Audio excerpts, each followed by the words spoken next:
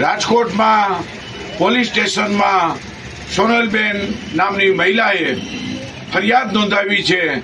આ ફરિયાદ આપણો સમાજ છે કઈ સદી તરફ વળી રહ્યો છે તેના દાખલારૂપ અને દુઃખદ બનાવ આઘાતજનક ઘટનાને વિજ્ઞાન જાથા વખોડે છે।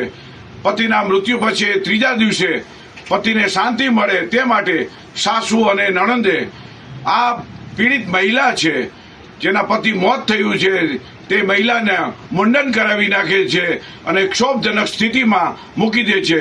14મી સદીનો માનસિક વર્તન છે।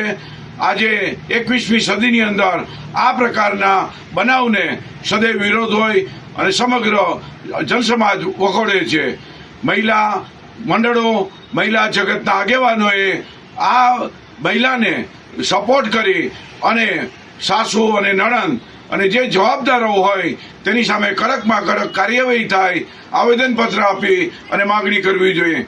વિજ્ઞાન જાથા આ પીડિત મહિલાની મુલાકાત લઈ એમને સાંત્વના પાઠવી અને આવા બનાવનું પુનરાવર્તન ન થાય તે માટે કડકમાં કડક કાર્યવાહીની માંગ કરશે।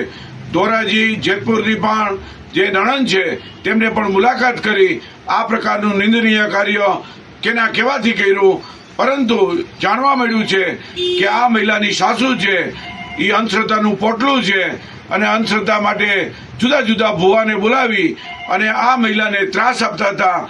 એમના મહિલાના પતિનું 2025માં અવસાન થયું। અવસાન બાદ પણ આ મહિલાને શાંતિથી રહેવા ન દીધું અને આ મહિલા ત્યાર પછી પિયર રાજકોટ રહેવા આવી ગયા છે। આપણે સૌ જાણીએ છીએ કે આ જે મૃત્યુ પછીના ક્રિયાકાંડો છે જનસમાજ ધીમે ધીમે તિલાંજલિ આપવા માંડ્યા છે।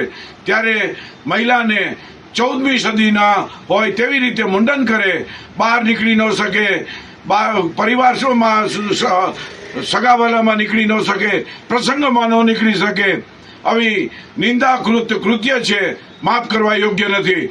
વિજ્ઞાન જાથા સ્પષ્ટ શબ્દોમાં આક્રોશ સાથે જણાવે છે સરકાર સાસુ અને નણંદની સામે કડકમાં કડક કાર્યવાહી કરે।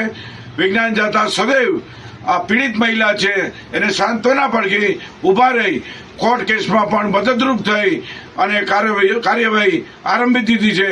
સમગ્ર સમાજ આઘાત અનુભવે છે અને આવા બનાવનું પુનરાવર્તન ન થાય તે માટે વિજ્ઞાન જાથા કટિબદ્ધ છે।